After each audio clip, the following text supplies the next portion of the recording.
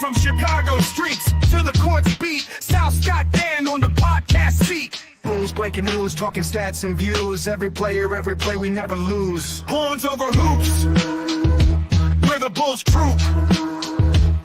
From game analysis to fan scoop. What is good, Bulls fans and Horniacs, and welcome to Horns Live, presented by the Fans First Sport Network. We are your hosts for the evening. Sale Bass, Scott Berman, Dan Gracie in the house. Chat, if you're checking in, drop a what's up in the chat menu down below. If you're just stopping by for the first time, do us a favor, leave us a sub, drop a comment, give us a thumbs up, share the love. That's about as much optimism as we're going to have because today's live is not going to be a fun one. It'll be fun for you guys. Yeah, it'll be fun. Just a different kind of fun. Yeah. So like the title of this video says, we're going to be breaking down all the trade deadline winners, losers, and then we're going to go later on. We're going to shift into the real reason why everyone's here, and that's to rant and rave about Arturas Karnisovas. So that'll be fun. If you want to drop whatever you want to say in the comment section down below or in the chat, go for it. Let it all out. This is your place to vent. Yeah. I have a question. I have a quick question. Oh, right off the bat. What do you got, Dan? I want to know, are we treating this live as a podcast session or as a therapy session? Everything. Whatever you need. Whatever you need. Ramon in the house. Ramon, how's it going, buddy? Very frustrating team. Frustrating is not the word I would put, but then again, this is a family show, so yeah, mildly. Very, very mildly. Very mildly. Well, let's get the ball rolling here. I'm gonna say that this trade deadline had no shy of enthusiasm and excitement. So we're just gonna start off with probably the biggest free agent or trade deadline transfer, and that was Luka Doncic. Kyle Kuzma going to the Bucks. I can't believe it. The Bucks got their guy. Yeah, they got him. Yeah. We'll get to him too. But yeah, as everybody has now heard, Luka Doncic being traded to the Los Angeles Lakers for Antonio Davis and a few other players. Anthony Davis, not Antonio Davis. Oh yeah, well, they call him Antonio, whatever. No one calls him Antonio Davis. No one does. No, I know that was my attempt at a recovery. But accordingly, how'd you guys feel about the trade? Like first, before you get into it, where were you when you found out, and what was your initial reaction? I guess is a better question. Talking about the Luka trade. Yeah. I woke up from sleeping. That's how I found out. Yeah. And honestly, I didn't think it was real. I thought it was a joke I forgot which one of you texted it. I honestly thought it was a joke. Like, because why would that, Luka Doncic is on the team that took the Mavs all the way to all the way to the playoffs. The finals, Or finals. Sorry, that's what I meant. He's a franchise player. He's the face of the franchise. And out of nowhere, the new owners of the Mavs were just like, Luka, we don't want to pay you, and you're too fat. Yeah. Why don't you go over to LA? Why don't you scoot? Like, even Mark Cuban was confused as shit to what was going on. Yeah. The man that said he would rather divorce his wife than trade away Luka Doncic. Yeah. I'm glad you saw that where he's like, I think if I was asked if I had a choice between keeping Luka Doncic or my wife, he'd be in the lawyer's office filing for divorce. I mean, that just goes to show you like the caliber of player. Like between us three, have we ever seen a trade this blockbuster? I mean, there's blockbuster trades, then there's blockbuster trades, and I think this is like if the Kobe trade went through, like for Luol Deng.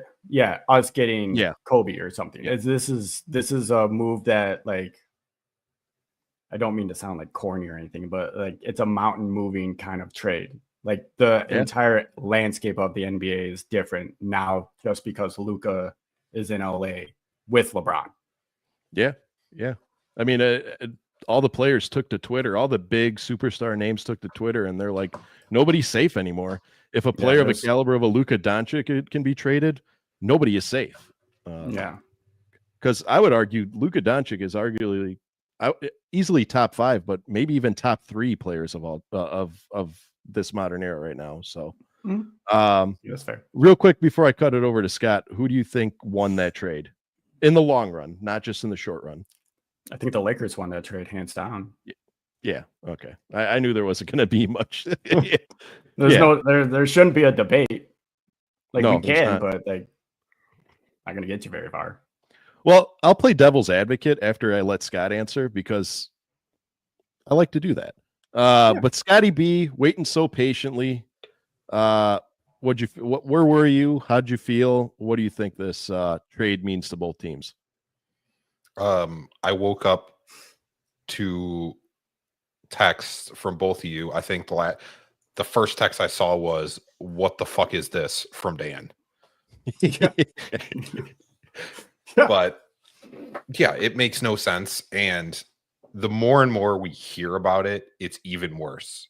The fact that the whole league is pissed because they had no idea he was available.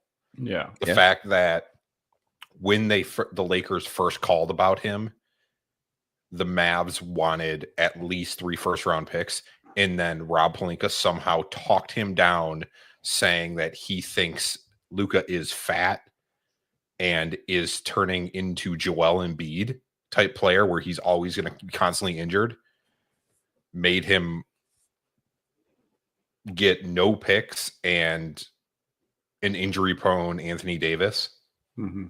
Yeah. It makes no sense. Like the whole league, it blew everybody's mind. And do you know, one loser that we haven't talked about is Danny Ainge, because he is furious that he was roped into this and he had to help the Lakers. He's pissed because he was just Danny Ainge, because he's the Utah GM and they called him to be like the third team to make it work. And they did not tell him, the Mavs called him just to be like the third team, did not say that they were trading with the Lakers. He found out after the trade was done that he was trading with the Lakers, and he was pissed about it. Yeah. He's the Celtic guy. He would have never been part of it if he knew that. Yeah. Right. Yeah. Yeah. Scott, what do you think this does for the league as a whole now that I think this was I have some conspiracies about this. Oh, please conspire. Part of this, I think this is conspiracies, not true. Could be. Don't know. Yeah. We'll find out. We'll find out. Right. I have conspiracies as well, so I think this is a move that was partially pushed by the league to get a face in a big market. LeBron James will be retiring within the next 2 years. You put a top 5 player in the league, a guy that is in MVP talks and probably should have won the MVP last year. Yep.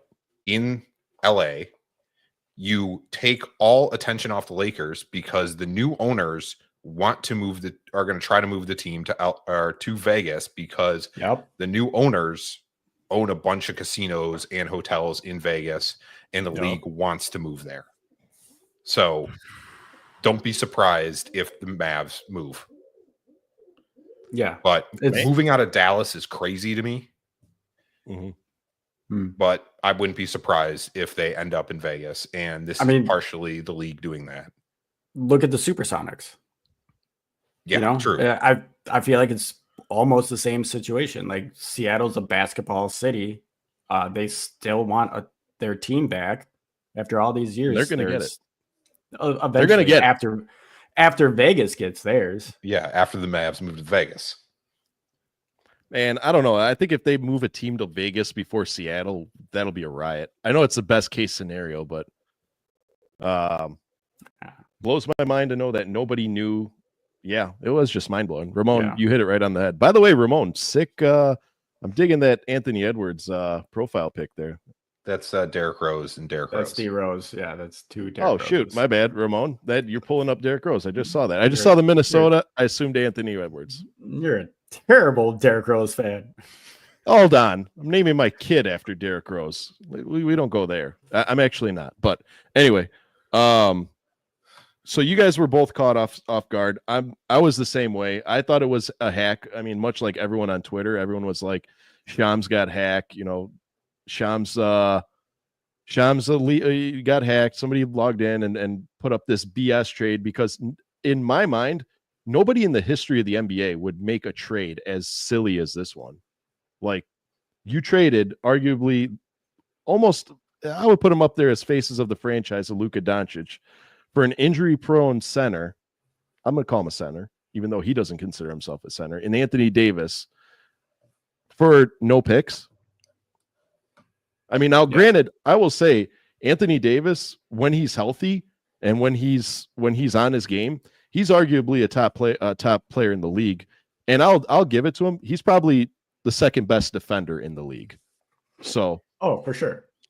Now, where I will agree with you guys that the Lakers hands down won that trade in the long run, I'm not gonna put it past you guys to say that this year and maybe the next couple of years, the Mavericks have a better put together team on paper than the Lakers right now. They have Kyrie at the point. You could slide Clay back to the shooting guard. They'd have to find a reasonable small forward. Then they have AD, and then they have either Danny Gafford or PJ Washington at the center. That's a solid team. Work on their bench, whatever, but like the Lakers, what's their starting lineup now? Because they traded away Dalton Connect. We'll get to that later. They traded away. They did get Mark Williams, but sorry. But what do you think? Like this year, and if Anthony Davis can stay on the court, they probably have a better put together team than the Lakers right now. I agree. Austin Reeves, Luka, LeBron, Rui, and Mark Williams is definitely better than what the Mavs have. Yeah. I mean, I don't know. Rui's not going to do anything on AD. I mean, you have to see this whole thing play out. You have LeBron and Luka, and Mark Williams is a really good center. Like, it doesn't matter who their power forward is. Yeah. I don't know. I still think that I think the Mavs will be, and that's the thing. I'm not saying that the Mavs are a better team.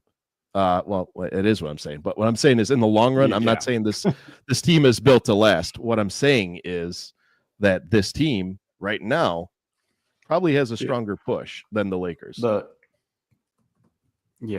think you make a solid case, but I do think that the Lakers are probably overall better than the Mavs. And they have Bronny James. I forgot about MVP, Rookie of the Year, Sixth Man of the Year, everything of the year. Bronny James, absolutely. Ramon coming in with the little stabs. I like it. And of course, the next big trade that transpired was, of course, the De'Aaron Fox, Zach LaVine trade. Of course, we'll get to that later because it ties more into the Bulls, which we wanted to discuss in depth. So we'll skip that and go right to the next trade that went down, and that was we just found this out yesterday, the Jimmy Butler and the Miami Heat trade. Guys, I know you're laughing. After he said he refused to sign an extension with the Warriors, he refused to go there. He wanted to go to Phoenix. He wanted this. He wanted that. The man still got traded to the Warriors and almost within no time signed a 2-year, $121 million extension. Gentlemen, I'm for one thinking this is a ticking time bomb because you put Jimmy Butler and Draymond Green on the same team. If you guys have listened to our old podcast, I referenced this directly where I'm like, it's a terrible decision. You are going to have a brawl in the locker room the first time they lose. So, Dan, What do you think? I think at some point in the rest of the season, Steph is just gonna want to shoot himself because of just because of this headache that is Draymond and Jimmy, like just Jimmy in general. Jimmy always has to be like the alpha dog and always wants his voice to be heard and everything. And he wants every team to be his team. Like, bro, you are now on the team with the greatest shooter of all time. A what is 3? Does Steph have 3 rings? Steph? Yeah. Or he's 4. He has 3? 4? 4. Okay. A man that has 4 championships to your 0, Jimmy. So if you get hot and Steph tells you to shut up and sit down, shut the fuck up and sit the fuck down. Like this isn't Minnesota. This isn't Philly. Like this is a championship caliber mindset that some of these players have on this squad, that they've done it. They've gone through the ringer. So I might give Jimmy the benefit of the doubt after I see how this thing plays out a little bit, and maybe Jimmy will calm his ass down, or maybe Draymond will take a swing at him during the practice, and maybe that will make him calm down or something. That's the most logical answer there.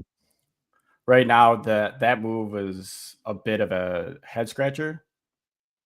Mm-hmm. Like I get that Jimmy's a star and he's a solid defensive player and he's solid on offense, but I've never once thought of Jimmy as a first or second option. So yeah. Before we get to Scott, Samadi Yee tapping into the chat here. Samadi Yee, we're going to be doing that chat. I didn't want to spoil it, but Samadi is going to be joining us tomorrow for we're going to have back-to-back lives. We're going to be doing a live tomorrow and featuring Samadi Yee. Spoiler alert. I had to do it. I was that excited to have Samadi Yee on. Well, Mike Dunleavy Jr. trading a former teammate. Yep. Yep. Scotty B, what do you think of this trade? I know you've always had mixed opinions of Jimmy, and I'm interested to hear what you say. Jimmy, he's a great player. I don't know how he'll fit. He's the type of player, like at least the last couple of years, he does not care about the regular season, but he's a playoff guy. He's a playoff P type of player. So he's bad in the playoffs because last year he was terrible. He was terrible in the playoffs last year, but it's happened twice where he's just turned it on in the playoffs and helped them make a run. And I think that's what they were looking for. The 2-year, $121 million for a 37-year-old that's a terrible deal. Like, I don't know what they were thinking, but it's crazy to me that they would do that. I have a feeling Draymond's going to be gone soon. Like, can they even afford him? So we'll see how it works out. It may work out pretty well. They weren't winning with what the team they had, so they had to make a big move. It clearly, I know there was a lot of talks about getting Zach LaVine, and when that fell through, I think they just kind of panicked and made a move. I mean, Vooch was on the table. The Vooch wasn't the answer. Well, they had a lot of. No, I know that. Yeah, they had a lot of options until the end of the trade deadline. Yeah. Well, they had a lot of options because I don't know if you guys remember this. Like, there for a while, getting Jimmy Butler and Kevin Durant was not far from reality for them until Kevin Durant finally put the kibosh to it, and he's like, I have no intention of going back there. I'm sorry. But I was a little pissed at this trade because it kind of solidified that Vooch was staying on the team. Of course, again, like a broken record, we'll get to that once we talk about the Bulls. Yeah. Whatever enthusiasm and happiness we have is going to be sucked dry. I dislike. I don't want to say I dislike Jimmy, but I said it before and I'll say it again. Jimmy's attitude is gonna march his ass right out of this league. The whole stint that he pulled with the Heat, being suspended a handful of times. I mean, even the biggest of complainers in the league handled things a little bit more professional than Jimmy Butler.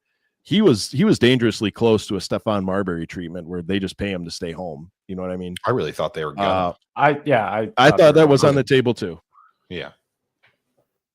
Yeah. It the spacing on the Warriors is going to be disgusting. It is. Yep. Now, here's the thing. A happy Jimmy Butler, a Jimmy Butler who goes all in and he's not a head case and he's not a, whatever, he will make your team win. Like, he is the piece that you need to put your team from good to elite. I will say that. It's just a matter of, can he bring himself down to earth and calm down? Can he communicate and operate and get along with Draymond Green? Because like we said, they're two basket cases. The very first big loss, I can anticipate there's a brawl in the locker room. I'm going to put it now. Like, if DraftKings has this on their on their betting form, if Draymond Green and Jimmy Butler are going to get into a fight, the odds wouldn't be very good. You know what I mean? The odds are like, there's no payout for that. But anyway, signing that extension was kind of a surprise to me, especially someone who said that he has no intention of going to the Warriors. So what do you think happened that he's like, you know what, I might as well stay here, and immediately signed a deal? He didn't even wait a day. He didn't wait an hour. It was 10 minutes. I mean, I wouldn't be surprised if after his 2 years, because he'll be what, like 39, 40 by the time his contract's done. So I wouldn't be surprised if he just calls it a career after that. He's made a shit ton of money. Yeah. He's played on a lot of good teams. I think it had to be a stipulation too with the trade that he signs a deal. Yeah. Probably. Well, and I'm guessing the Warriors are probably the only team that was going to offer him real money. Probably. Yeah. Yeah, but then again, the conflict then comes in when it's time to pay everybody. Like you said, you have, Steph's gonna want some money. I mean, I don't think he's retired. I think he gets one more contract before he retires. Well, I feel like Steph is the kind of player that will take a cut if it means that he gets a good roster around him to make a push into the playoffs and to the finals. I can respect that. I think the type of game that he plays, I mean, they say it all the time that he's a shooter and shooters stay in the league forever. Look at Ray Allen, look at Vince Carter. Vince Carter was one of the most athletic dunkers that we've ever had. And then after that injury, he dropped back, became a shooter, and he survived in the league, 23 years? It was insane. Yeah. Kobe lasted a long fucking time. Kobe was an anomaly because not only not only could he shoot, but he was athletic as hell. So, we'll skip the contract extension news and we'll move right on to the Brandon Ingram trade. I was absolutely furious at this trade. Now you're going to see me get upset. Now you're going to see me take it up a couple notches because Brandon Ingram was somebody that I wanted since the day he stepped foot in an NBA. And what I feel like they got for him was not something that was out of the realm of obtainable for the Chicago Bulls. So what do you think about the Brandon Ingram going to Toronto, Dan? I mean, so first off, I want to get this out of the way. I was very busy at work today. I didn't get any time to look at the trades that happened today. So I know Brandon got traded to the Raptors, but I don't know the details or anything like that. I will say good for Toronto. He's a very solid player. I think this helps Toronto tremendously. I thought that they were going like the Spurs route where they had a solid roster, like construction and talent wise, and they were just tanking purposely to get like a really good player in this draft. But now that they have BI, I think they're gonna they could probably push for a playoff spot now. Yeah, they got a lot of good pieces. Obviously Scotty Barnes, Grady Dick. I mean, that team has got some talent on there. There's a few more, but mainly those two. Scott, what do you think? And how upset are you that we could not pull the trigger on a move like that? Well, the question is does he resign there? This is his last year of his contract. So, yep. Like, I don't know. Is he going to resign? We're clearly, I don't think we're ever in the market for him. Yeah. But maybe if he's a free agent, we will be. Mm-hmm. But I don't know. They really didn't give up that much. Who'd they give up? Bruce Brown Jr., Kelly Olynyk, and an the Pacers first round pick next year. Oh my God. In 26. Oh my God. Yeah. Yeah. It was peanuts. You just got fleeced. Yeah, it was nothing. Yeah. And again, who knows? God. It could have been like you said, just a salary dump. Like you have him for a year and then he walks, but you get some cap space. But yeah, I would have gambled that if Brandon Ingram would have been traded to Chicago, he would have stayed and signed an extension. Oh, I think so too. I don't know. Dude, imagine that lineup. Imagine that lineup. Lonzo Ball, Josh Giddey. You have either Matas or Brandon Ingram at the 3 interchangeably or 4, and then Jalen Smith at the 5. See, you're gonna make me go on a rant about the Bulls, and I don't want to do that yet. Well, it's coming up because that was the last big trade, so it's coming up. Don't worry. You skipped over the Chris Middleton trade. Yeah, the biggest trade of them all. Oh, yeah. Dan, how's your dad doing? Because I know he's a big Bucks fan. I know he was probably absolutely furious of that. I actually called and talked to him today about that, and it's good. You should call your dad. He was, he wasn't thrilled, but he wasn't mad either, because he doesn't know much about Kyle Kuzma. He knows Chris, obviously. He's kind of happy, like on a personal level. Well, no, I mean like professional. Who doesn't? Yeah, obviously. They golf. They go golfing. My dad stole Chris Middleton's ankles, and that's why he can't play anymore. No, he's glad that Chris is off the team. It sucks that he's in NBA purgatory with the Washington Wizards. Yeah. But I mean, he's a tank commander now. He can lead that team to the worst record in the league this season. Kuzma, like, it was a bit of a head scratch. Like, I'm glad that Milwaukee got rid of Chris because he's just a shell of what he once was. But getting Kuzma, like Kuzma's in the same category as like Nick Young to me. Like, yeah, he can score when he's hot, but most times he's just clowning around out there in the court. So, like, yeah, I don't think either team won for that trade. But I'll give you this, okay? Kuzma is a clown, but is he a clown because he's washed up or he's not as talented as we make him out to be?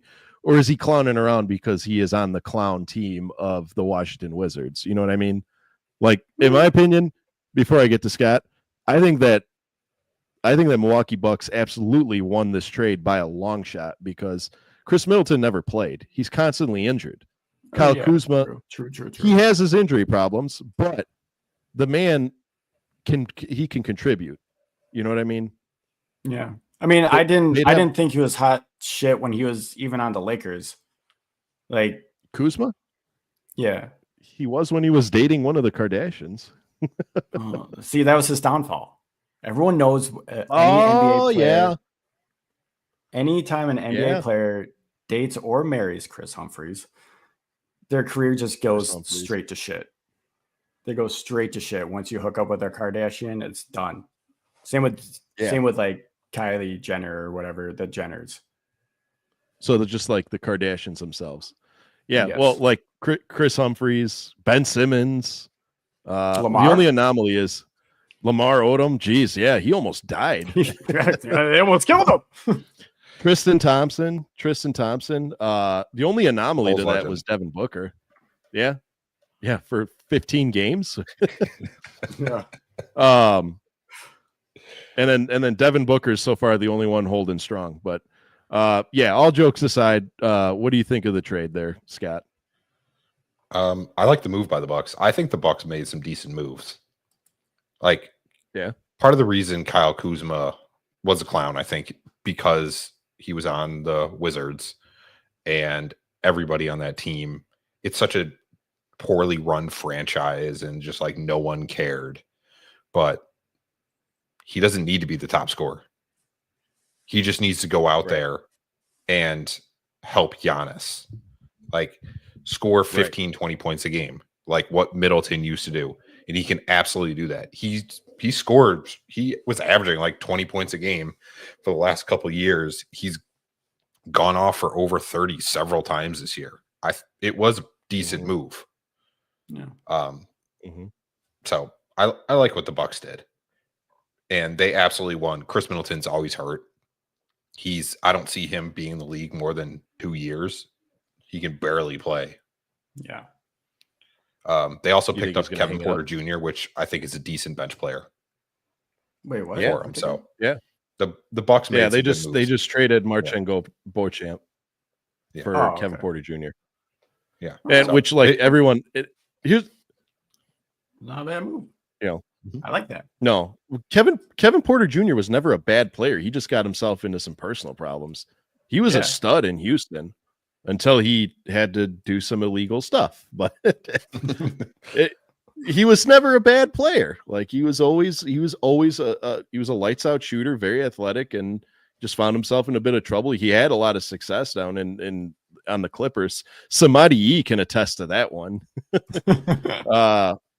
Real quick chat check-in. If you're just joining us now, we're breaking down the trade deadline winners and losers. We have not gotten to the Chicago Bulls yet. Don't worry, it's coming. So if that's what you're here for, don't worry, you haven't missed it.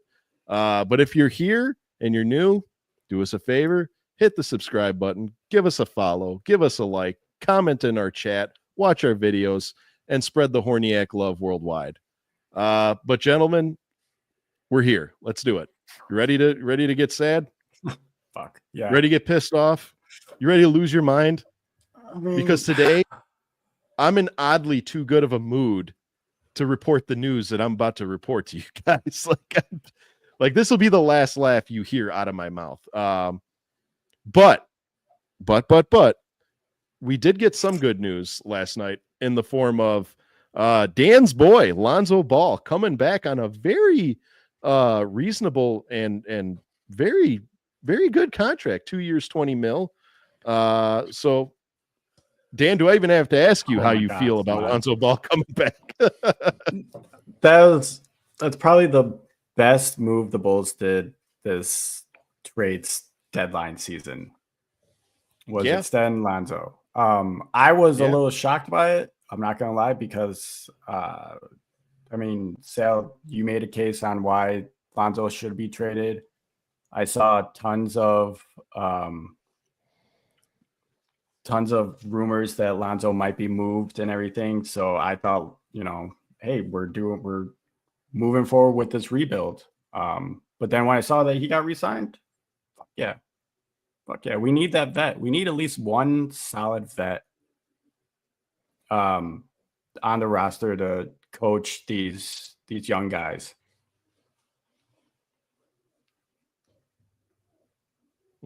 So yeah, that's my thought. Yeah. Scott, you like Lonzo? I think it's really, even if he, like, we're not going to do anything. And I feel like this move was more of a trade piece for us. Like, you can trade a $10 million contract to any team. Yes. Which is massive for us, even though our dipshit GM doesn't know how to trade people. So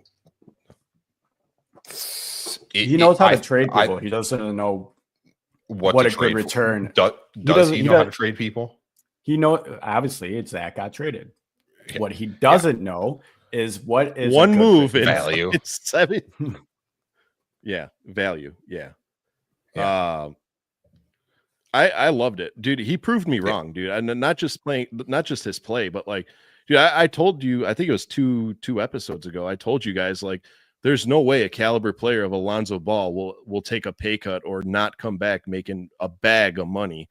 I didn't think that he would ever sign. If you presented me, Lonzo Ball, a 2-year, $20 million contract, I would say, get the shit off my table. Like, come back to me when you actually have a legitimate offer. Like, you want me, after injuring myself and coming back playing the way I play, to come back for $10 million a year?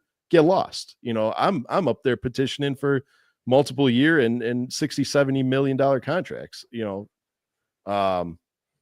I think it was, I'm with you guys though. I think it was like the smartest move that we made during this trade deadline, but that's just my opinion. Ramon with the only promising thing about this whole situation is how good the draft is. Right, you are, Ramon. And you know what? Screw it. Let's do it now. Well, the last trade. What? Go ahead. Yeah. Do we trust AK to draft? That's a solid question. Do we trust AK with anything? We're gonna address AK in a minute because I have a lot to get off my chest. So, of course, moving on to the last trade, we're finally get to talk about it. You guys have been so busy, we haven't been able to talk about this, and that's Zach LaVine going to the Kings for De'Aaron Fox going to the San Antonio Spurs, and us getting Kevin Huerter, Trey Jones, and Zach Collins. We traded a Zach for a Zach. It was a Zach for Zach trade. And the cherry on top of that trade, we got our own damn pick back. A pick that we had a 96.8% chance to get back. We traded for it. That is the mastery. That is our GM. So, gentlemen, how'd you guys feel about the trade? Spill. Let it all out. Chat, spill. Let it all out. I'm glad Zach's off the books. Us getting our own pick back, like, I'm glad. I'm mixed about that because I'm glad that we have our pick, so we have the freedom to, you know, move up and down the standings, and regardless, we have our pick. Same time though, we had what, a 97% chance of keeping that pick. Mm-hmm. So why not just continue to be bad and keep it anyways? Yeah. What really blows my mind is that AK has traded Alex Caruso, DeMar DeRozan, and Zach LaVine. And in return, we've gotten 0 picks back for those 3 playoff star caliber players. It blows my mind. I honestly have 0 faith in this front office. I have borderline 0 faith in this entire organization. After watching the press conference, I questioned if I even want to be a fan of this team anymore. Because you're not getting off the hook that easy. No, unfortunately, I'm not. I'm here. I'm here for life. Sorry. But this fucking guy, man, like, I don't think AK knows what he's doing. Honestly. No. And watching the press conference, him just reading pretty much what to say off a sheet of paper, like he was looking down the whole time in the press conference until it got to questions. But his whole spew was just him reading off a sheet. And he was just like, I want to thank Zach for his 8 years of being here.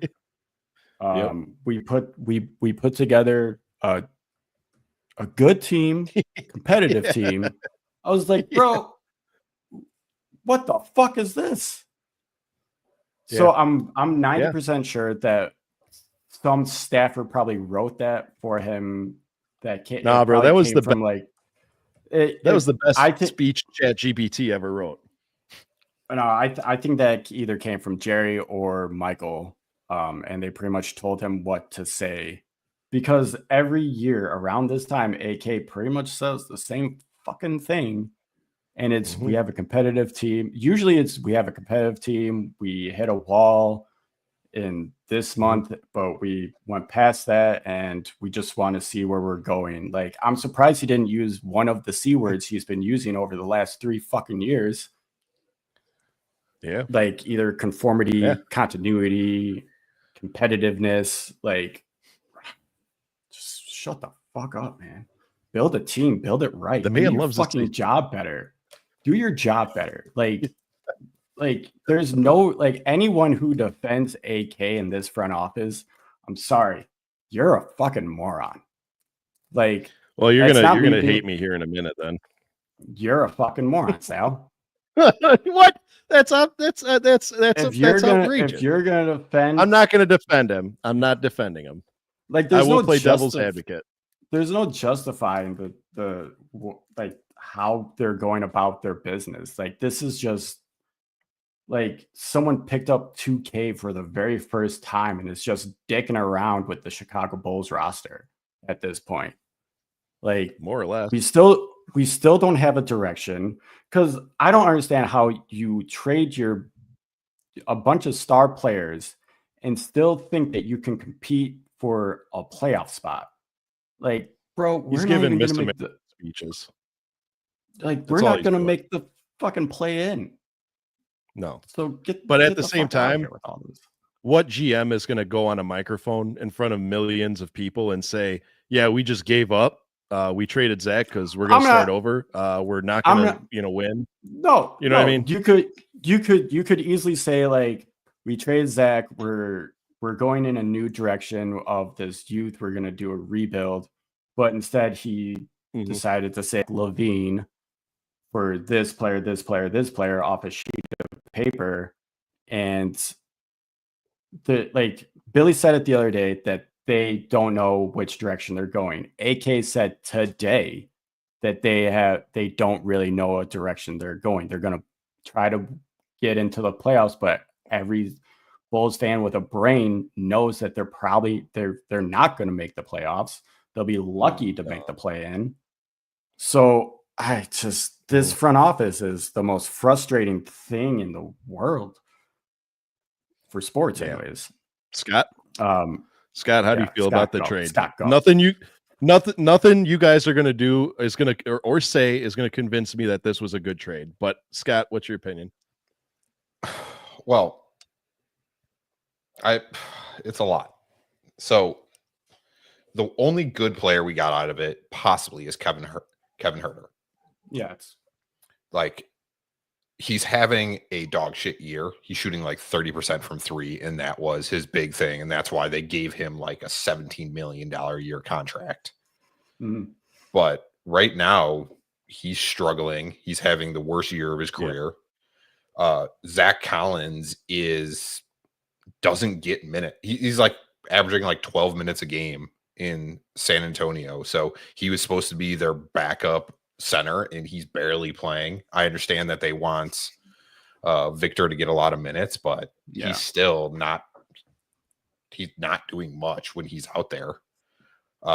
Trey Jones, which Casey Johnson reported that the Bulls are thinking about re-signing already, hasn't played a single game for us. Because what they said was he's a true point guard, and the league doesn't have many. How many true point guards do we need? How many guards do we need? Why do we need a guy that is averaging 4 points a game? Why should we re-sign him?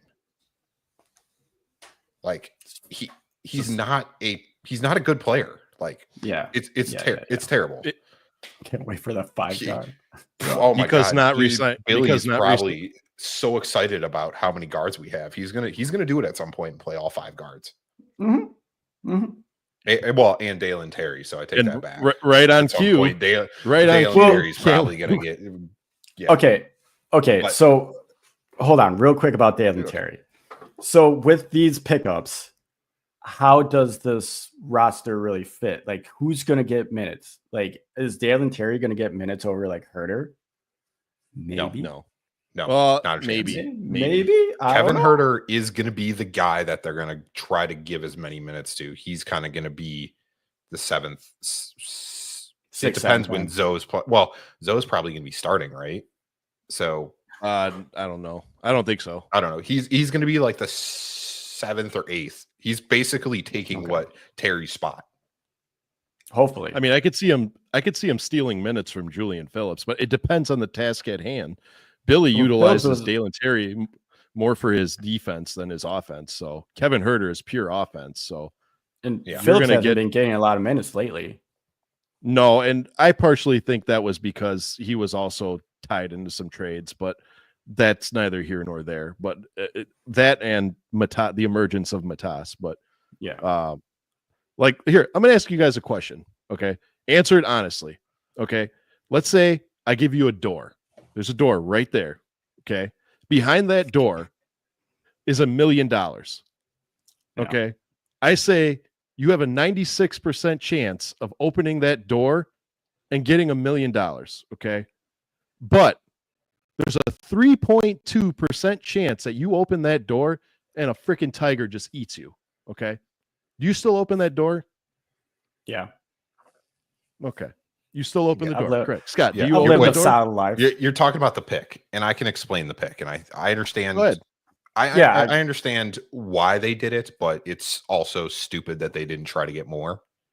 Yeah, good. The pick makes sense because it drops down to top 8 protected the next 2 years. At some point, we lose that pick. Like we're gonna get the pick back this year, but it's the next 2 years what they're worried about.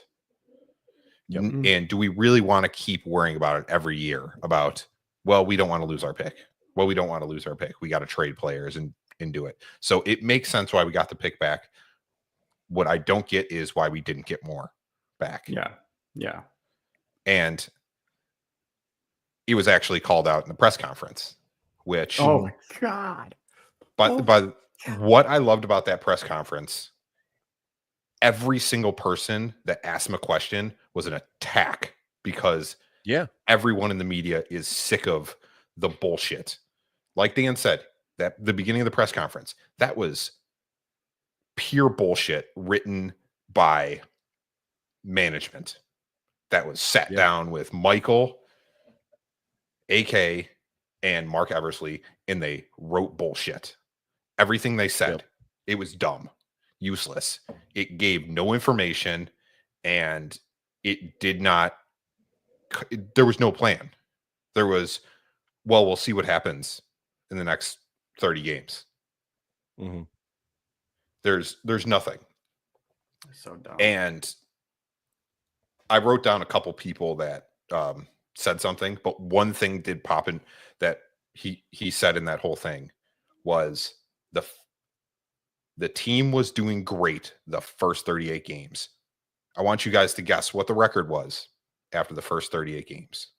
I'm going to say, let me see, probably 18-20. Yes. That's what this front office says is doing great. 2 games under 500. That's great. Are you kidding me? That's an embarrassment. That's ridiculous that they can think, yeah, we're doing really good. This is exactly where we want to be. 2 games under 500. Yeah. Like, that's a joke. I did pull out some comments from some of the reporters. Joe Colley, Dan kind of brought it up. He called him out saying, you traded the 3 best players on your team the last year, and you're talking about a playoff push right now. And then AK tried to play it off saying he wants to see what happens in the next 30 games, because if they're making a playoff push, that means there's development from the young players. Mm-hmm. Like, if you're trying to go for the playoffs, why are you trading those players? Exactly. Yep. He kept talking about how he wants a young team, and several reporters asked him about, if you want a younger team, why aren't you trading for draft picks? Mm-hmm. He refused to answer that. He kept bringing up, well, we have one of the younger teams. We have a lot of people under 25. Yeah. And we're going to see development from them. Like, maybe that's not an answer. I mean, bro, we saw Pat regrets. He literally scoffed at a reporter asking a question. Yeah. I remember that. Drew Stevens from the Bigs. I was so excited when he said this, but he said there's an argument to be made that this franchise is no more relevant today than when you took over. Why do you think Bulls fans should trust you to continue to run this team? And he said, I talked about that at my beginning part of my press conference. I addressed that. Yep. What? Didn't answer it. Yep. What? That's what he said.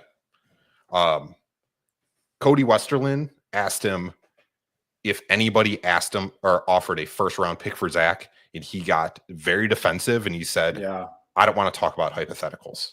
Yeah. I don't want to go into the do you want to hear the details of the trade? I'm not going to get into hypotheticals. Yeah. That was such a Miss America answer. Yep. And then one last thing he said was someone asked him about the plan for the future and how they kind of brought up how Billy talked about them playing when they played Ant, and then I think they played like Luka or someone. They played two big superstars in a row, and Billy talked about like having a superstar is very important for a team. And someone asked him is like, what is your plan since you seem to have you want to keep the core you have, what is the plan to bring in that superstar? And he said, I think we're built. Some teams go the superstar route, and some teams like to just build a team with 9 or 10 good players. We don't have 9 or 10 good players. This isn't a team built for 9 or 10 good players that you can make a run. We aren't the Pistons. When did the Pistons win the playoffs or the finals? That was a team of 9 or 10 good players. That was the last time that worked. You need a superstar, possibly 2 superstars to win a championship this year. Look at the Celtics. Literally have 2 superstars and won it. I would argue to say what was the last team to win it who didn't have it? Who's the last team to win who didn't have a superstar? But they had superstars too. They had Ben Wallace. You gotta tell me Ben Wallace not a superstar? No, Ben Wallace. Yeah, but what Scott's saying is that like Ben Wallace, Tyshawn Prince, your boy Rip, they're not on the same. Their star level isn't on the same level as like LeBron, right. No, I get what you're saying. Steph, it's like Jason Tatum. You have a good mix of a lot of players, and no one is obviously the best player. Like that hasn't worked in 20 plus years. Right. So it's such a bullshit answer. Yeah. He did not want to be there. He looked uninterested, and it just pissed me off more. Well, I mean, I'm not defending the guy. I want this man fired just as much as you two and all the Bulls fans out there. I do. Okay. He's getting an extension. I can't wait. He's getting that extension. I'm sure he is. But why did if you're asking me, why did he come out with like a flat demeanor and look like he didn't want to be there? Dude, if I put myself in his shoes, I wouldn't want to be there. I knew I was going to get grilled for the next half hour. Like I didn't make a good move. I didn't pull a trigger and trade a Vucevic. I put together a mediocre team. There's going to be nothing good that these people are going to say to me. Like, but again, we are also taken for granted. And again, I'm not defending the guy. I'm just pointing out the facts where I see them. That the man did put together the same people that we're so anxious to get rid of right now were the same 4 players leading the East 4 years ago. Granted, yes, 4 years ago, we all talk about what happened in the past, but 4 years ago, this team was set up to do great things. Unfortunately, we struggled with the Lonzo injuries. We struggled with the Zach injuries. Okay. So I give him the benefit of the doubt for wanting to keep it together, because the last 3 years, or the last 1,000 days, or however long Lonzo's been out, there was always that hope that maybe he came back and we have these 4 guys together and we could do it again. Okay. So I commend him for that. But accordingly, at some point, you do have to make an executive decision, because he's an executive, and realize this roster isn't working. Now, that means trading players the second that you have the opportunity to, not sitting on them to the point where they become either injury prone, collect massive paychecks, and they're virtually untradeable. And that's exactly what he did with Zach LaVine. And you guys know, last year, I was one of the biggest proponent for Zach LaVine to be traded. And what pissed me off the most about this trade is this year, and you guys can agree, this year, Zach LaVine has put up some of the best stats of his professional career, shooting lights out, grabbing more rebounds, dishing out more assists, becoming a team leader. Okay. And you're telling me that the trade that we got for Zach LaVine is the exact same players and opportunity that we would have gotten if we would have traded him last year when he was injury prone, kind of disgruntled, and just not wanting to be here. We got the same package last year that we did this year. So how are you as a GM going to tell me that the best you could do is get me the same package that you got last year when the player, you had to pay people to take him off your hands? That's what pisses me off. Kevin Huerter was the person that the trade last year for Zach LaVine revolved around, because, again, we're going to give him to the Kings, okay? And it was going to be Kevin Huerter, whoever the other two throw-in players were, and that's the exact same trade we made this year for a player that's playing at the top of his level. Yeah. Zach's a top 3 2-guard probably this year. I mean, yeah. I mean, whatever, he is a top player. I take back everything negative I said about him last year, and I will say that right now he is a top player at his position in the league. It's like bullshit. I will say players, these. Go. Okay, I will say about the whole Vooch thing. Like, I thought that Vooch was going to be traded today, but I do think that Vooch is going to be gone in the offseason. Like, there's not a doubt in my mind that Vooch will be gone, but in the offseason. Same with Kobe. I think Kobe's going to be gone in the offseason. I think next October when we start. Go ahead. AK actually got called out about the Kobe thing because it's going to be harder to trade Kobe next year because of, they said it was like 140% thing. Yeah. I forgot what that was, but it's going to be harder to trade Kobe next year because of how much he's going to have to get paid. So why they didn't trade him this year, and he gave some bullshit answer. You know how it is.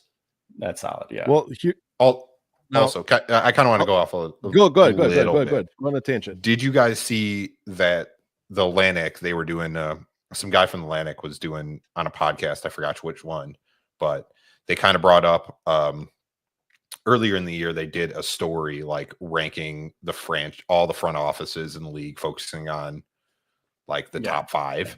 Yeah, I've been telling everyone about this. He brought up, like, he said everybody wanted to know who the bottom 5 was. And basically what he said was, that's not the story that we wanted to put out. But what we've heard from everybody and the performance you can see what they've done around the league. Everybody says the Bulls are the worst front office. Easily. It's not the media that's saying it. This is directly from the GMs around the league, because the Atlantic went and talked to every GM. So this is inside the league. Yeah. Every single team thinks they are doing a terrible job. I mean, that explains the Zach trade, because the Kings probably knew that they could just fleece us. Yes. Because AK doesn't like in that article, they did say that those GMs or whatever do think that Mark and AK are smart guys, but since they've gotten to Chicago, they've just made numerous boneheaded moves that doesn't make sense to anyone. So I think Michael Reinsdorf has too much of a say. Yeah, in everything. I think that this might not be solely on AK. It's probably not, honestly. It's probably more on Jerry and Michael. But I mean, fuck, like have a spine at least if you're gonna, just be a poster child for the fucking corporate bullshit. Then at least have some spine. Be like, look, like I want more than just a play-in. I want more than just, enough money to get by and shit. Like if you want to, if you come here, like you should want to win. No, it had to be written in their contract that you have to be in the playoffs every year. And the fact that there's a play-in thing means they can't ever blow it up completely. That's what it seems like. I don't know. The thing is, I where I do put a lot of it on our front office, and me, I dislike our ownership as much as anybody else. I really do. But like at some point, I know I seen it all today. Like everyone's wishing Garpax was back. Everyone was wishing that we had, we had. You got to understand, we were also set up to get up. This was okay. I think Arturas, AK himself, is not a good negotiator. I think that the front office is like, I'm going to give you a budget, stick to the budget. Whoever you put on your team, fine. Okay. I trust you guys to bring in whoever you want. Just don't take it out of my pocket. I just think, don't bankrupt me.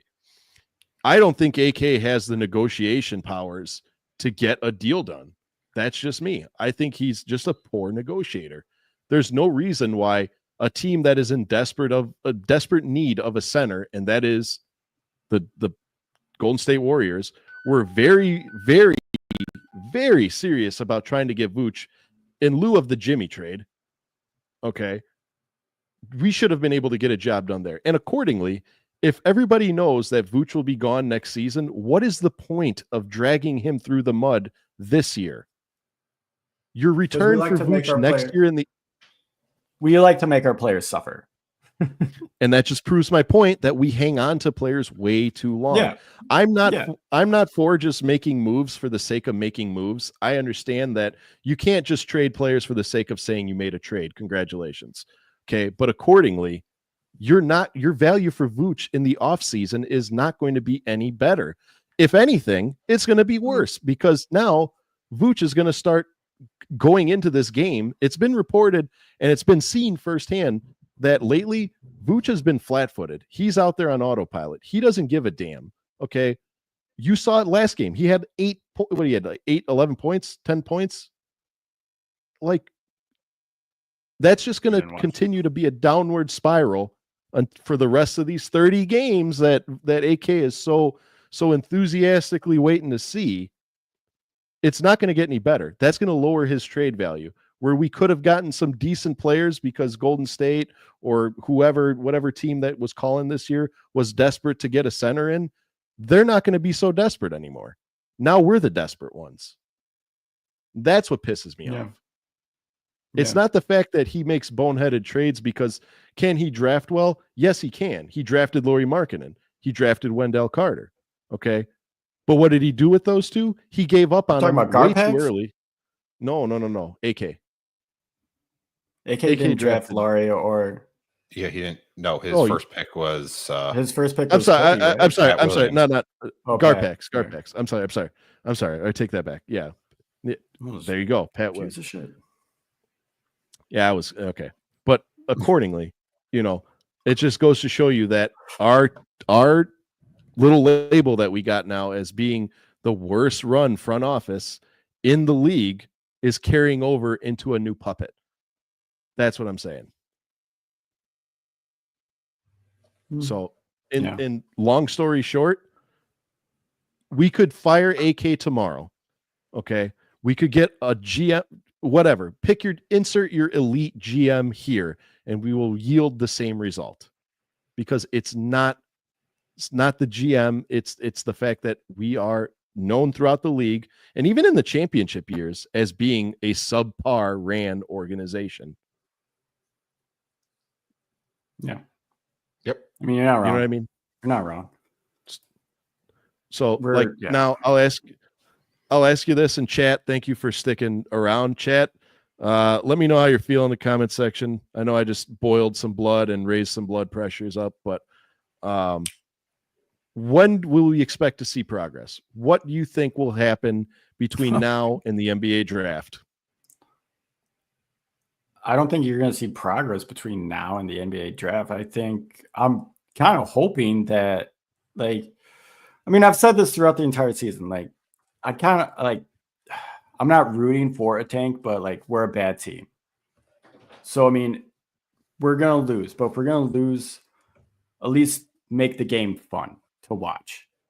You know, because watching the Bulls sometimes, most of the time, it's just rough because the spacing, the lack of movement, it's just like, does Billy know what he's doing?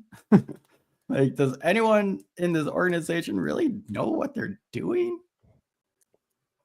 No. So our thing is little victories. That's it. Little victories that come every 5 games. Yeah. What was our little victory this year? Coincidentally, around the trade deadline and immediately after a Zach LaVine trade, Matas Buzelis gets more minutes. Matas Buzelis moves into the starting lineup. You're going to tell me that wasn't a ploy orchestrated by the front office to give the fans what they want, despite striking out in any trade negotiations whatsoever? Little victory. No. I mean, I honestly don't think that Jerry cares what we think. No, he doesn't. And I've said it before, Jerry is business first. He could care less about his fans. You know why? Because we buy the merch, we buy it, so on and so forth. I've said it time and time again. He doesn't care. Okay. Yep. He doesn't care. Okay. Because if he cared, he would fire these 2 bozos that we have in the front office. He would hire somebody that really wants to be there, and he'd say, whatever you need to do to get me some hardware, go for it. I don't care. If I got to spend some money, I'll spend some money. Get me a coach that knows how the hell to coach players. He's 10 seasons in the league. He should not be figuring out his lineup halfway through his 10th season. I'm sorry. This bullshit this bullshit of I'm only going to play my rookies and test my rookies out when I have to, and they have to earn their minutes. And no, dude, Matas has shown that he could play the guy. I hate coaches that just send their picks to the depths of the bench and we never see what they really have, and eventually they fade away. You know what I mean? Do you hate Tom Thibodeau? No, he started Derrick Rose almost immediately. Yeah, but he did it with and Jimmy. I'm going to throw but Jimmy Derek, like Fred Hoiberg, not Fred Hoiberg. Who the fuck? Vinny Del Negro was the coach when Derek was a rookie. Yeah, not Tibbs. So I meant he started him right away. Do I hate Tibbs? No. No, Tibbs was Jimmy, and it took forever for Jimmy to get into the lineup. Yeah, every rookie was the starter. Well, every rookie that Tibbs gets, he usually sits on them until he feels like they're ready. Okay, but in Tibbs's defense, look at the rookies he's got besides Jimmy Butler. You gave him a half-ass Marcus Teague, who sucked, a Tony Snell. I mean, who are these players that you're trying to say deserve more minutes? You know what I mean? No, I mean, solid point, sir.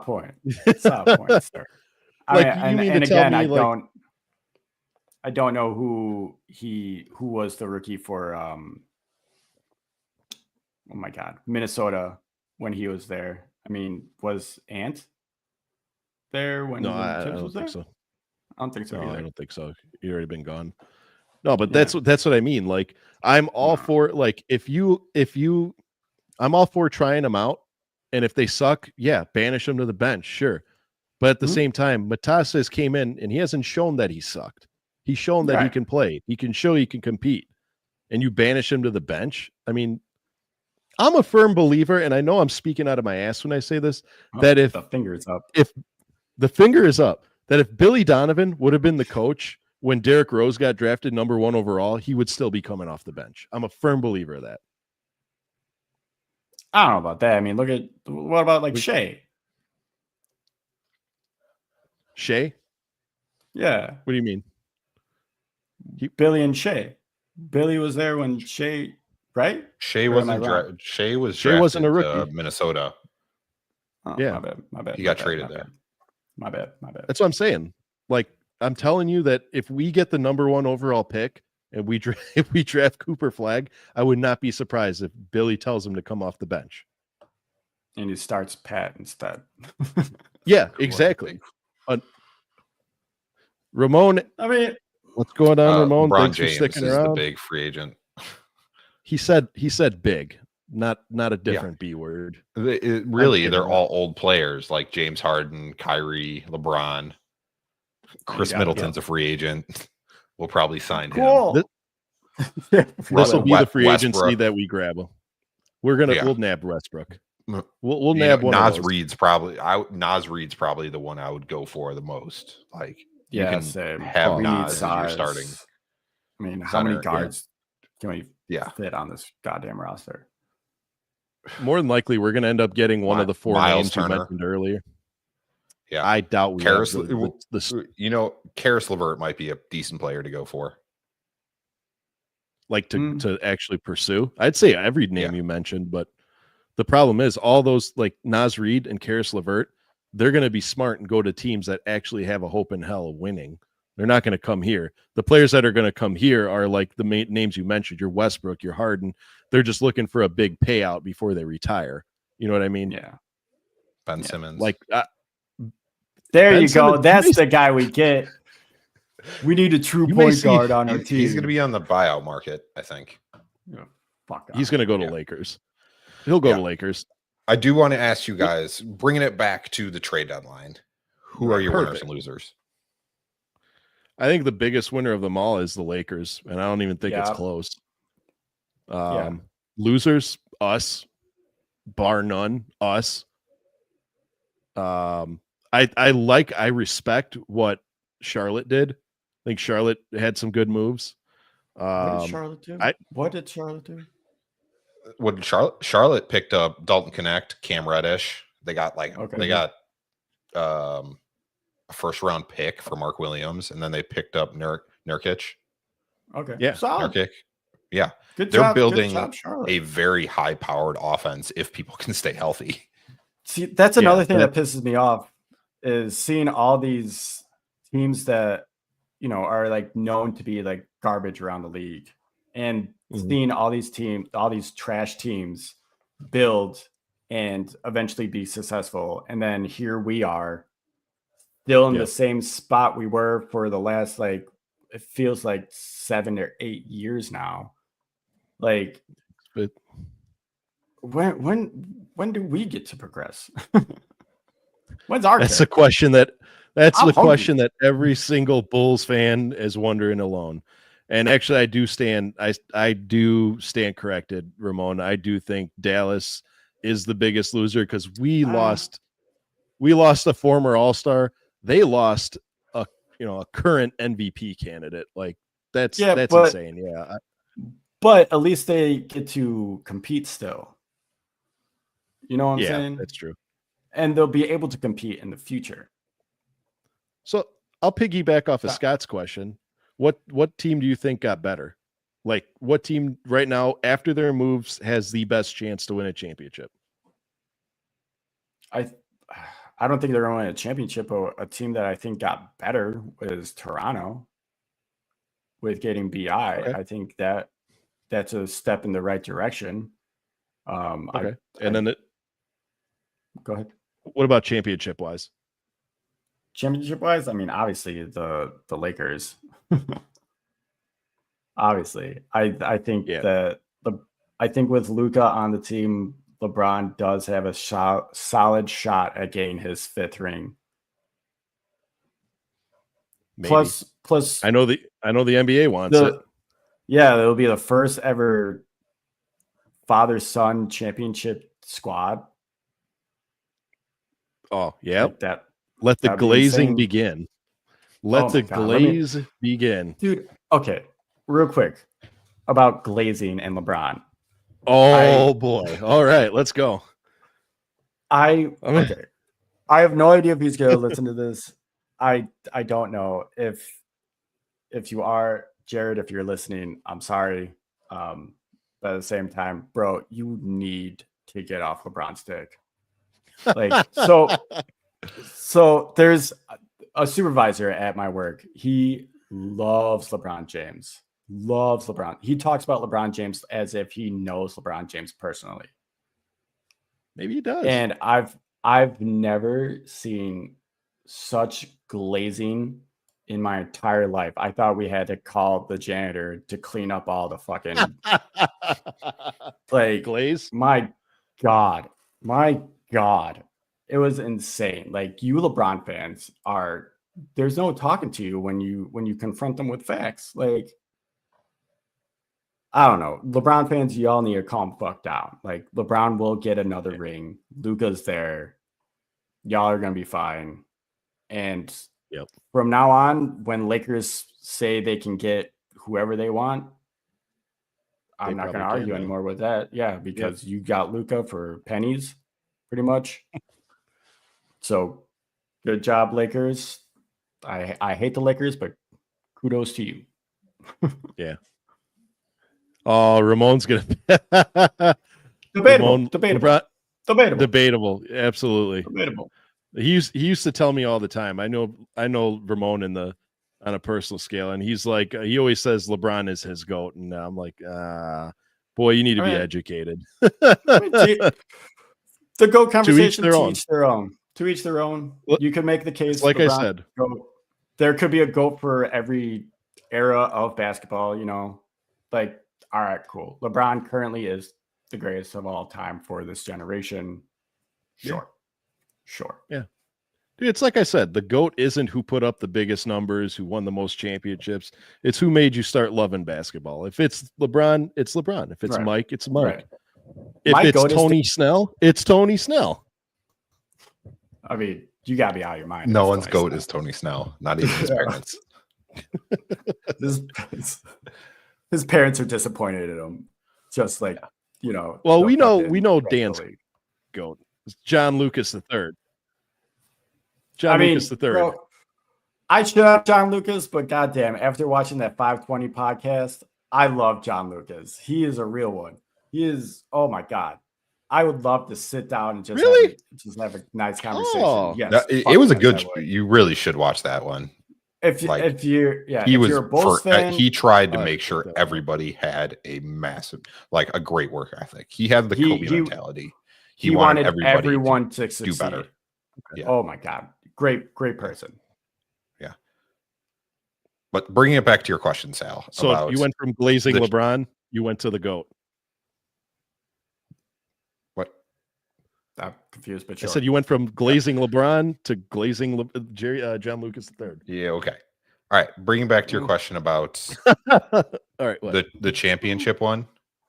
The answer is the Cleveland Cavaliers. They picked up DeAndre Hunter for I forgot about that. LeVert Niang, or I don't even know how to say that. Niang. And right. Yeah, and a couple some second round picks. DeAndre Hunter is exactly what they need for that push. Mm-hmm. I really think they win the championship this year. That was such a massive move for them. Oh yeah, the Cavs. I think they're winning it all. DeAndre Hunter was a great move by them.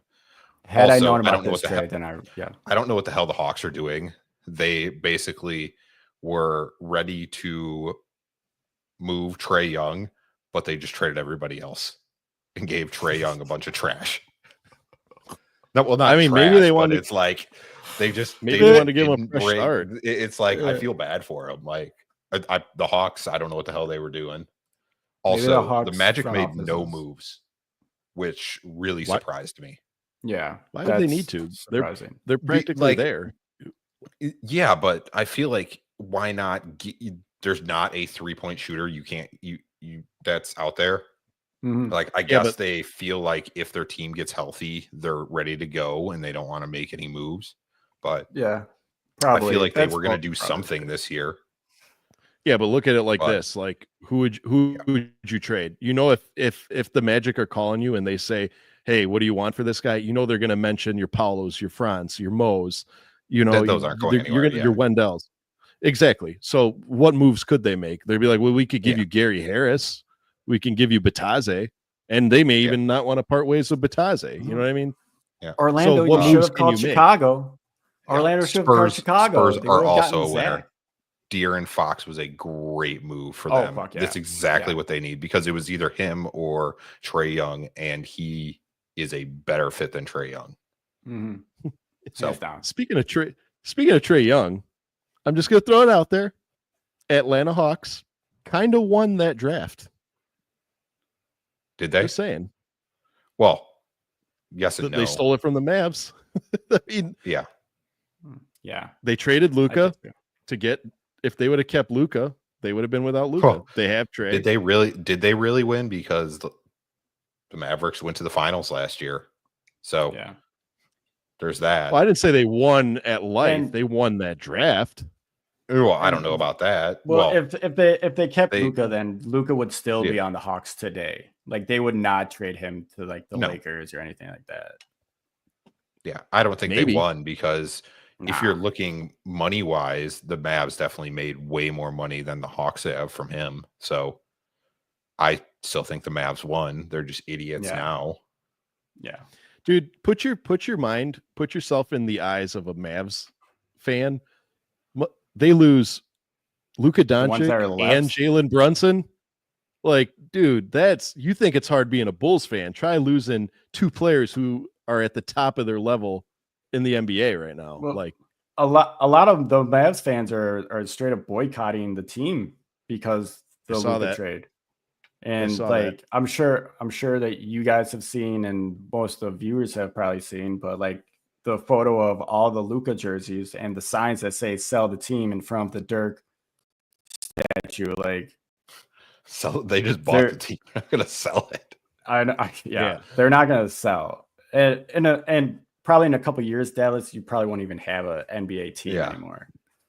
So start rooting for San Antonio or Houston, I guess. Oddly fits the Vegas Mavericks. I mean, oddly fits the Las Vegas High Rollers. I don't know, whatever name the Mavericks would be. I don't know. I think that the NBA is going to expand before it relocates a team. I think the only relocation that the NBA will do will be they'll add a Western Conference team, and then they'll move Memphis back to the East. Because for whatever reason, Memphis is to Nashville. No. Move the poverty franchise, Chicago Bulls. Yeah. To Nashville. Bum-ass franchise. Jerry Reinsdorf is going to sell the team. Love it. Jerry is going to sell the team to Barack Obama. We're going to start winning again. Maybe. I mean, that's a dream. That's a dream. Yeah, it is a dream. I don't know. Again, we could beat this dead horse all night, but the one thing that's going to be the constant, I'll use my own C word, the constant, is the rest of these 30 games that AK is worried about. It's going to be even more dog shit than the 38 games that he was speaking so highly of. I don't see us winning 10 games out of 30. I really don't. Yeah, like when he was saying that, like, I want to see these next 30 games, and if we can like really compete, I was thinking the same thing. Like, dude, we're probably gonna win 10 games, if that. Like, the most games I can see us winning out of these next 30 are half at most. 15 out of the 30. That's being optimistic. Yeah, and that's depending, and that depends because as we've shown, we can't compete with subpar teams. I mean, we get fleeced by these teams that are just awful. The Hornets beat us. Mm-hmm. We got blown out by the Wizards. Like, come on. Mm-hmm. Like, and you expect this? Okay, let me tie onto that. This man really expected us to be competitive and to go for a playoff run when we can't even play up to our subpar competitors. Like, dude, you're gonna come out flat-footed on the Hornets? A part of me thinks that they only watch the games where like we beat the Celtics or we beat the Nuggets. Like they probably like I don't know. Again, this roster construction doesn't make any sense. The lack of direction doesn't make any sense. It's seriously like someone picking up 2K for the first time and just dicking around with it. I swear to God. Yeah. That's the thing. Like the most dangerous games that the Bulls play are the games that we play against like really good teams, because then when we beat them, it puts it in the front office's head. Whoa, we beat this team. We're not that far off. We beat the former champs. Yeah, exactly. They're not looking at, we just lost to 30 to the Wizards, who has their best player is Jordan Poole. Like, we don't look at that stuff. But out of the 30 games that are left, only 8 are against teams that have worse record than us. Only 8. Yes. I could see us winning 8 games. Maybe not even that. Yeah. We'll win. I mean, I hate to be pessimistic. Like I really do. Like I love watching basketball. You're being quite optimistic with that 8 games. I don't know what you're talking about. Like there's the thing, man. Like, and even my wife, she's like, I don't know why you still watch. If they're so bad, why do you still watch? Like, I still love basketball, still love supporting my Bulls, but like, I just want some direction, man. Like I really do. And the problem is, yeah. Here's the thing, and I hate to like flip flop back and forth, but like, if we would have traded Zach LaVine for some assets that reinforce that this team is marching towards the future, I would have been a little bit more at ease with that trade. We all knew Zach was leaving. It was a matter of when. Okay. But when you tell me you trade for 3 players that are bench players and a pick that was originally our own pick that we more than likely would have gotten back, it kind of takes the wind out of your sails. Now, if you would have told me that in addition to our pick back, San Antonio threw in like a 2026 or, you know what I mean? Unprotected. Right. Now I'm a little bit more like, okay, it's 2 picks. However, you give us back our own pick that we had almost 100% chance of getting back. It's dog shit. I'm sorry. Right. And you're giving me 3 players that nobody wanted. I mean, I like Kevin Huerter, but that's fine. Okay, that's the thing. And here's the thing. Don't get me wrong. I don't dislike Kevin Huerter. I don't dislike Zach Collins. I'm actually most excited to see Trey Jones, and he'll never play, unfortunately. But I'm most excited to see Trey Jones. But the problem is, I didn't want those players on this team in exchange for a 2-time All-Star and Zach LaVine. You know what I mean? Like, if you told me we would have traded Javon Carter for Trey Jones, sure. If you told me we gave up Torrey Craig and whoever for Zach Collins, sure. But not Zach LaVine, man. I mean, I was silly me. I was just expecting some picks. Like the players were like whatever. I was whatever with the players. Like, we're gonna suck, let us suck.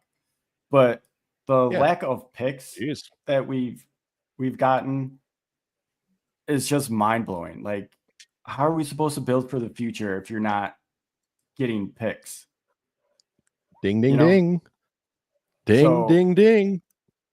Like, what do we need to build for the future? We already have the foundation. We're good. It's just what foundation? No, I mean, God. You ever see that cartoon? You ever see that cartoon of like the wave crashing into like the house that's like built on one post? That's us right now. That's all we are. We're just constantly rocked.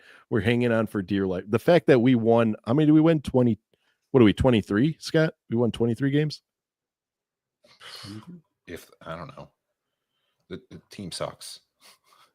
22. Yeah, it's no 22 and 30. 22. It's nothing. 22 and 30. It's nothing short of a miracle that we actually won 22 games this year. But to reinforce Dan's statement, if this GM is so optimistic about the future, if he thinks that we're going to build for the future, there's going to be a future superstar team and all that, why aren't you stacking any picks? How are you supposed to have a future without picks?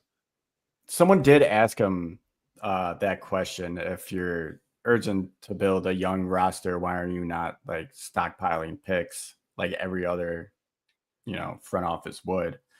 And Scott, I'm pretty sure he said something similar about this.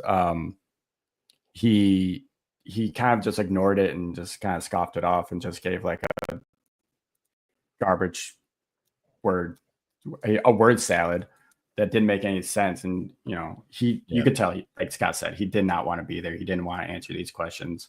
I understand you're probably going to be grilled by the press. I mean, but that's part of your job, dude.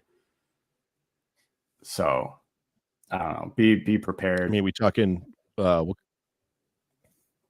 about Caesar salad, ranch dressing. What kind of salad are we talking here? What salad? What? Salad. You said a word. You said a word salad. Word salad. Joke. Whatever. Okay, my bad. Anyway, fellas, I could sit here for hours, but unfortunately, we don't have that kind of time. I haven't eaten dinner yet, and I'm not skipping a meal at the expense of AK. Therefore, before we head out, what do you guys got for everybody?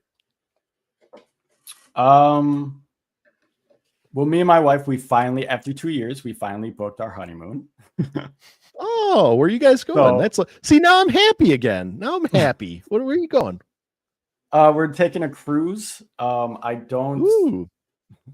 got frustrated. I got frustrated in planning this whole thing. So I kind of just was just like, I got to the point where I was like, just tell me when and where we're going, and I will be down. And then I just left. And now I'm going on a cruise. I know that we're going to see the Dominican Republic. We're going to Puerto Rico for a day. Ooh. We're going all over like the Caribbean. So yeah, our thought process was we could go to one place or we could go on a cruise and go to multiple places. I like your thought process. Yeah.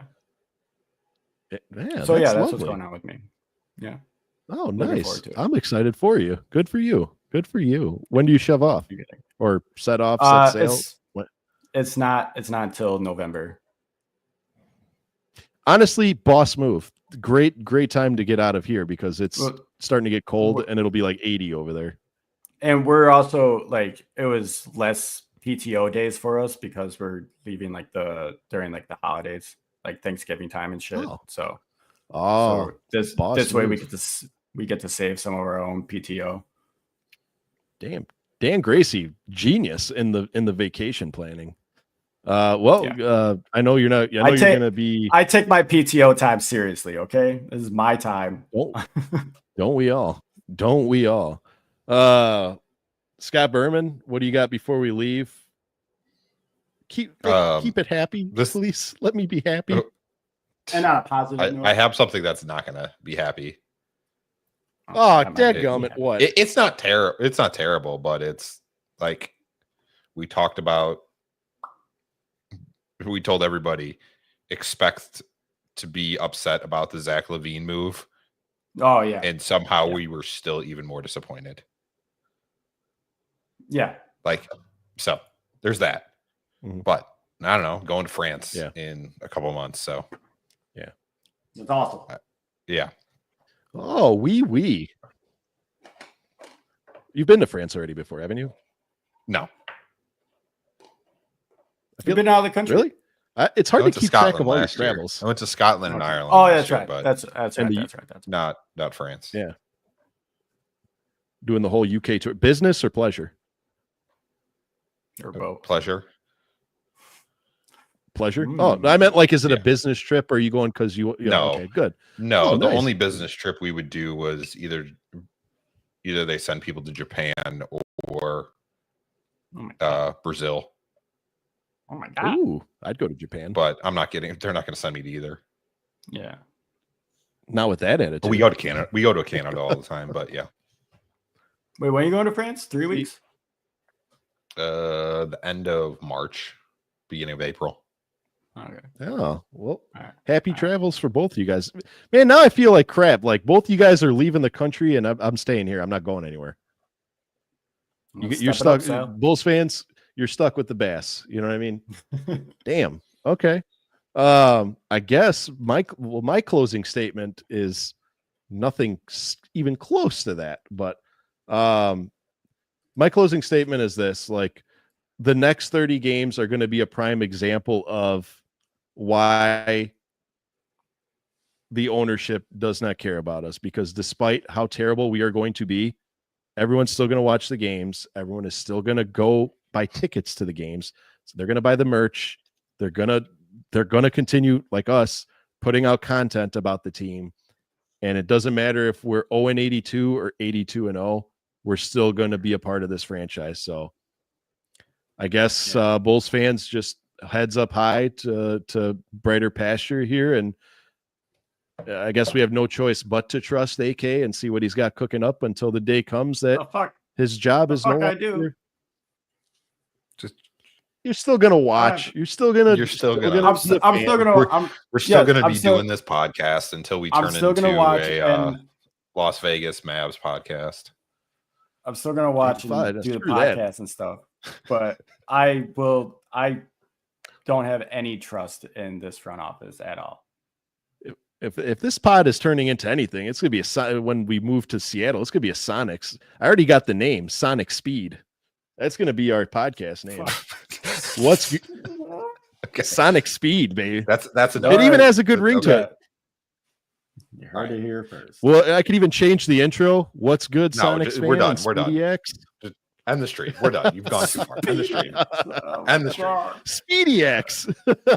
Okay. Yeah. All right. Anyway, before we go down end the stream, I'm leaving. End the stream. I'm over after. All right. Take off. Bye, Scott.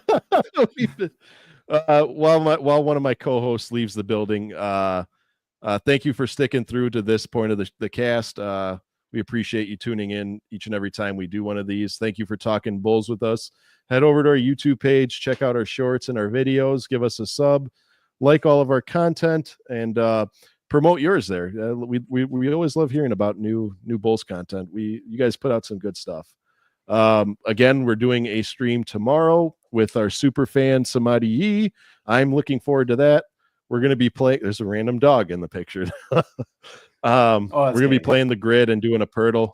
Yeah, we're going to have a good time. But until next time, I'm just going to close by saying, Bulls fans, I'm sorry we didn't get the guy that we wanted in the trade deadline. I'm sorry we're all disappointed. Better luck next year, I guess I can say. Till next time, this has been a Horns Over Hoops podcast live. I'm Sal Bass, Dan Gracie. Scott Berman came back. And Scott Berman. Scott Berman comes back. Good night, everybody. See red. Go Bulls. Be safe.